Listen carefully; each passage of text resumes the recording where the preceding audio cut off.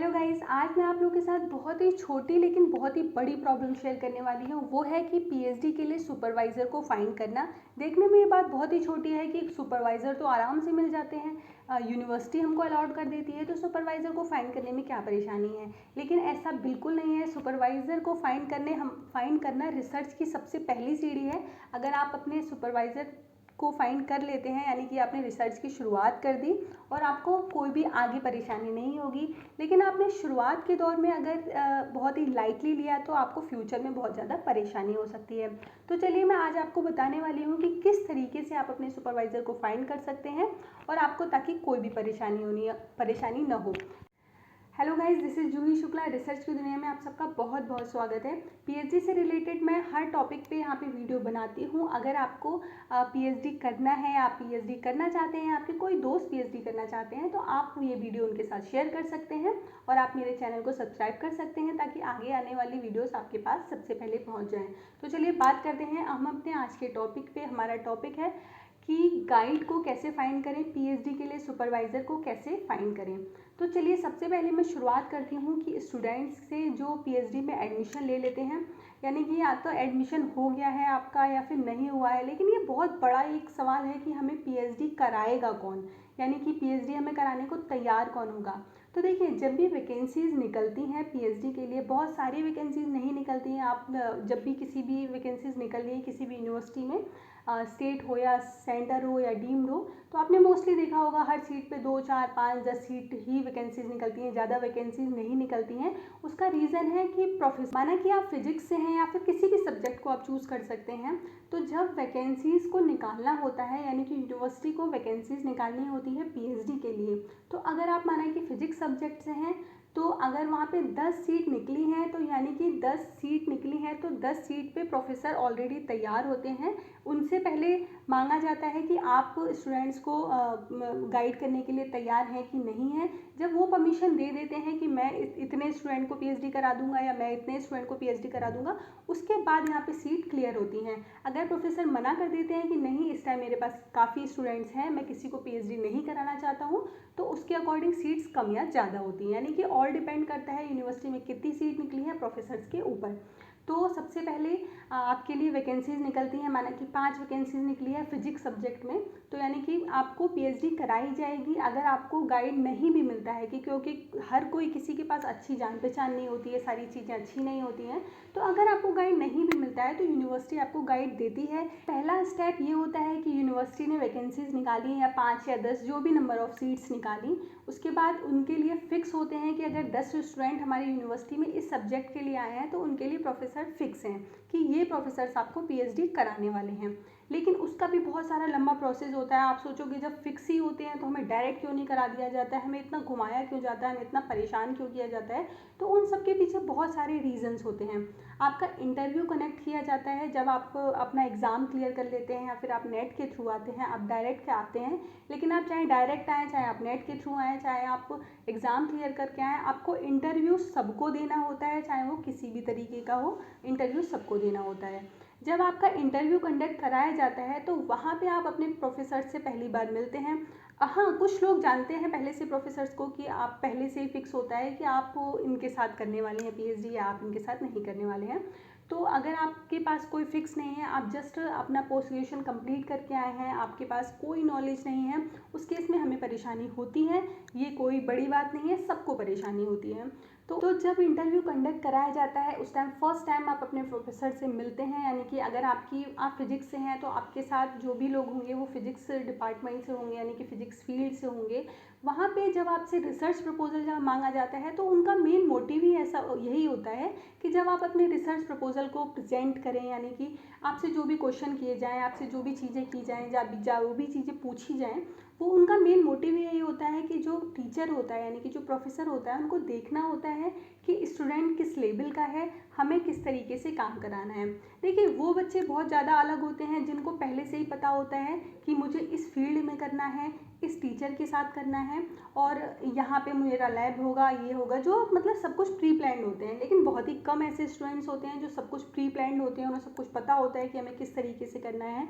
Mostly बच्चे ऐसे होते हैं जिन्हें कुछ नहीं पता होता है कि हमें किस तरीके से पीएचडी करनी है, या लैब कैसी होती है, या फिर रिसर्च क्या है, कुछ नहीं पता होता है। जस्ट एमएससी करके यानी कि पोस्ट ग्रेजुएशन करके आते हैं और एडमिशन लेते हैं। तो उस केस में वहाँ पे आपको गाइड यानी कि आपको प्रोफेसर आपको ऑब्जर्व करते हैं कि स्टूडेंट किस तरीके का है। वहाँ पे वो कंफर्म करते हैं कि मैं किस स्टूडेंट को पीएचडी कराने वाला हूँ, किसको नहीं कराने वाला हूँ। देखिए, दो तरीके हैं पीएचडी के सुपरवाइज़र को फाइंड करने के लिए। पहला तरीका, या तो आप उनको पहले से जानते हैं तो आप उनके साथ बात कर सकते हैं कि सर मुझे आपके साथ काम करना है, तो वो आपको आप अपनी तरीके से गाइड करेंगे और आपका काम बहुत ही स्मूथली हो जाएगा। लेकिन ये केस भी सबके साथ नहीं आता है कि आप प्रोफेसर्स को जानते हैं या प्रोफेसर्स को नहीं जानते हैं। उस स्टेज पे परेशानी होती है, तो उसका सबसे बेस्ट सॉल्यूशन यही होता है कि आपने एडमिशन आपका हो गया है पीएचडी के लिए, उसके बाद जो 6 महीने का एक आता है कोर्स वर्क, यानी कि पीएचडी जब आप एडमिशन ले लेते हैं, आपका सारा प्रोसेस हो जाता है, आपके पास मेल आ जाती है कि यू आर सेलेक्टेड, देन आपके लिए 6 महीने के लिए कोर्स वर्क होता है जिसकी क्लासेस चलती हैं यूनिवर्सिटी के अकॉर्डिंग। डिफरेंट क्लासेस सब्जेक्ट चलती हैं। रिसर्च मैथोलॉजी मेन होता है जो आपको पढ़ाया जाता है। वहाँ पे एक सब्जेक्ट होता है रिसर्च रिव्यू का। वहाँ पे शुरुआत हो जाती है कि हमारे प्रोफेसर यानी कि हमारे सुपरवाइज़र का मेन रोल वहाँ से शुरू हो जाता है कि हमारे सुपरवाइज़र वहाँ पे हमसे क्या काम कराएंगे। रिसर्च रिव्यू का काम आप अपने प्रोफेसर के अकॉर्डिंग ही करते हैं, यानी कि वो जो आपको हेल्प कराएंगे प्लस आप अपने अकॉर्डिंग और उनकी हेल्प के साथ आप करते हैं। तो यहाँ पे उनका काम शुरू हो जाता है, यानी रिसर्च आप शुरू कर देते हैं अपने प्रोफेसर के साथ। लेकिन अब आपको प्रोफेसर या तो यूनिवर्सिटी अलॉट कर दें या फिर आपको खुद फाइंड करना होता है। अगर आपने खुद फाइंड कर लिया है देन बहुत अच्छी बात है कि आपने अपना पता लगा के आपने अपनी फील्ड में सब कुछ फाइंड कर लिया है। लेकिन वो केस जहाँ पे बच्चों को कुछ पता ही नहीं है, तो उस केस में परेशानी होती है। तो उसका सबसे बेस्ट सॉल्यूशन यही है, जब भी आपको रिसर्च रिव्यू के लिए यानी कि जब आपका कोर्स वर्क होता है तो आपको यूनिवर्सिटी की तरफ से लिस्ट दी जाती है। यानी कि अगर आपने के पास 10 टीचर हैं यानी कि 10 प्रोफेसर हैं, तो उन 10 की लिस्ट दी जाएगी आपको यूनिवर्सिटी की तरफ से।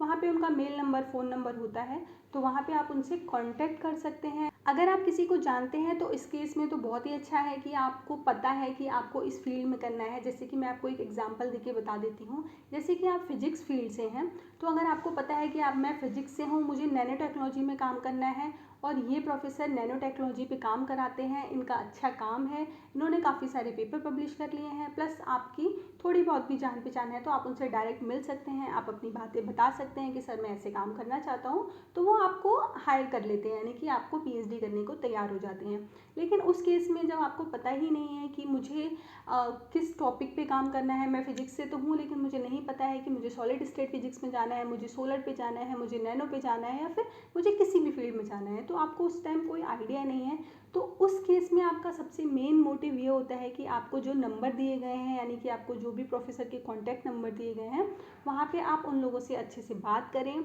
उनसे अच्छे से बात करें और मिलने का टाइम पता करें कि आप उनसे कब मिल सकते हैं। आपको वो किस सब्जेक्ट पे काम करा मतलब अब उनका क्या सब्जेक्ट है। देखिए, हर प्रोफेसर का अपना अलग अलग फील्ड होता है और उसको अपनी फील्ड में महारत हासिल होती है।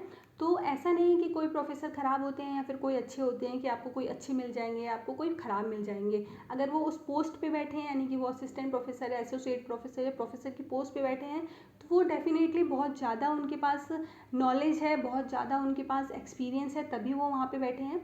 तो अच्छा बुरा तो कोई नहीं है, सब अच्छे हैं, सब बेस्ट हैं अपनी अपनी फील्ड के। आपको किस सब्जेक्ट पे काम करना है, आपको किस टॉपिक पे काम करना है, ये मैटर करता है। फॉर एग्जांपल, आपने नैनो टेक्नोलॉजी लिया फिजिक्स का, यानी फिजिक्स से हैं आप, आपने फिजिक्स से पीएचडी कर रहे हैं, आपने नैनो टेक्नोलॉजी पार्ट लिया, तो आपको सबसे पहले उस लिस्ट में ये देखने हैं कौन कौन से सर यानी कौन कौन से प्रोफेसर आपको नैनो टेक्नोलॉजी पे इस यूनिवर्सिटी में काम कर रहे हैं। पहले आपको ये कंफर्म करना होगा कि इस टॉपिक पे इतने सारे प्रोफेसर हैं, उनको आपको अलग सेलेक्ट करना होगा। उसके बाद आपको उनसे बात करनी होगी कि उनका कोलैबोरेशन किन किन के साथ है, उनके बारे में थोड़ा सा पता लगाना होगा कि उनके पेपर्स कैसे हैं, कि कैसा वो काम करते हैं, कितने टाइम में वो आपको पीएचडी करा देंगे, प्लस और भी सारी चीज़ें जो आप अपने लेवल पे आप पता कर सकें वो आप पता कर सकते। कहने को तो ये बहुत ही छोटी छोटी चीज़ें हैं, लेकिन ये आगे आपको जब 3 साल 4 साल आप 5 साल तक इंगेज रहते हैं पीएचडी में, वहाँ पे ये आपको बहुत ज़्यादा हेल्प करती हैं। अगर आपने शुरू में जस्ट यूनिवर्सिटी के भरोसे बैठ गए कि यूनिवर्सिटी ने हमारा एडमिशन लिया है, यूनिवर्सिटी का एग्ज़ाम हम देकर आए हैं और यूनिवर्सिटी हमें दिलाएगी ही गाइड हर तरीके से, तो वो उसकी हेडेक है, वो हेडेक हमारी नहीं है, तो आपको आगे के 3 4 5 साल आपको काफ़ी परेशानी उठानी पड़ सकती है। तो ये यूनिवर्सिटी की हेडेक बिल्कुल नहीं है, ये आपकी हेडेक है कि आपको अपना काम देखना है कि आपको किस फील्ड में इंटरेस्ट है, आप किस फील्ड में अच्छा काम कर सकते हैं, और आपके प्रोफेसर यानी कि आपके गाइड, आपके सुपरवाइज़र किस फील्ड में अच्छा काम करा रहे हैं, और आप इस तरीके से आप अपने सुपरवाइज़र को फाइंड कर सकते हैं। बहुत सारे स्टूडेंट ऐसे होते हैं जिनको पहले से ही पता होता है कि मुझे रिसर्च फील्ड में जाना है, और मुझे सारे उसके बारे में उन्हें सब कुछ पता होता है कि हमें कैसे काम करना है, किस तरीके से काम करना है, किसके साथ काम करना है, तो उनको उतनी प्रॉब्लम फेस नहीं करनी पड़ती है अगर उनका रास्ता क्लियर है तो। लेकिन 90% स्टूडेंट ऐसे ही होते हैं जिन्हें कुछ नहीं पता होता है, जो बिल्कुल ब्लैंक होते हैं, तो इसलिए उनको थोड़ी मेहनत करनी पड़ेगी। आप जब रिसर्च फील्ड में आए हैं तो आपको शुरुआत से ही रिसर्च करनी पड़ेगी, हर छोटी छोटी चीज़ को आपको बहुत ही सोच समझ के आगे आपको बढ़ना पड़ेगा। अगर आप अच्छे से नहीं सोचते हैं, आप जस्ट यूनिवर्सिटी के भरोसे बैठ जाते हैं कि यूनिवर्सिटी हमको गाइड प्रोवाइड कराएगी, यूनिवर्सिटी का काम है, तो ये आपकी सबसे बड़ी मिस्टेक आगे 3 4 सालों में आपको फील होने वाली है। आपको ये अपना ध्यान रखना पड़ेगा कि आप जिनके साथ काम कर रहे हैं उनका कोलैबोरेशन कहाँ पे है, वो कैसे काम कराते हैं, प्लस उनके साथ आपकी बॉन्डिंग कैसे बनने वाली है, क्योंकि प्रोफेसर के साथ अगर आप अपनी बॉन्डिंग ख़राब करते हैं तो आपके 3 4 साल आराम से ख़राब हो जाते हैं, उसके लिए आपको कोई नहीं बचा सकता। और फिर सिर्फ पीएचडी करते टाइम ही नहीं, पीएचडी के बाद भी हमें सुपरवाइज़र के साथ बहुत ज़्यादा अच्छे से बनाना पड़ता है, यानी कि उनके साथ हमें काम करना है, आगे हमें पेपर पब्लिश करने हैं जो कि बहुत ही कंपलसरी है। तो इसलिए आपको अपना काम आपको किस फील्ड में करना है, इस चीज़ को आपको पहले से ही सेलेक्ट करना होगा। गाइड सारे बहुत अच्छे होते हैं, यानी कि कोई भी अगर प्रोफेसर है तो वो ख़राब तो नहीं होगा, वो उस फील्ड उस पोजीशन पे बैठा है तो उनके पास डेफिनेटली बहुत अच्छा नॉलेज, बहुत अच्छा एक्सपीरियंस है, तभी वो उस पोस्ट पे बैठे हैं, यानी कि उस लेवल पे बैठे हैं। तो आप ये तो कह ही नहीं सकते कि नहीं मुझे ये अच्छे लग रहे हैं या वो अच्छे लग रहे हैं। मेन मैटर करता है कि आपका काम क्या है और आप किस काम को आगे बढ़ा सकते हैं अपने भरोसे, प्लस आप अपनी गाइड की हेल्प से। कोई भी गाइड आपको पूरा काम करके नहीं दे देगा कि आप अगर सोचो कि अरे मैंने उनके साथ, वो मेरे रिलेटिव हैं या मेरे जान पहचान के हैं, मेरा सारा काम बहुत ही ईजिली हो जाएगा, तो ऐसा आपको ईजिली नहीं होता है। अगर आपने पीएचडी को शुरुआत में लाइटली लिया है, यानी कि आपने हर चीज़ को बहुत ही ईजिली वे में निकाल दिया, तो आपको आगे जाके परेशानी होगी।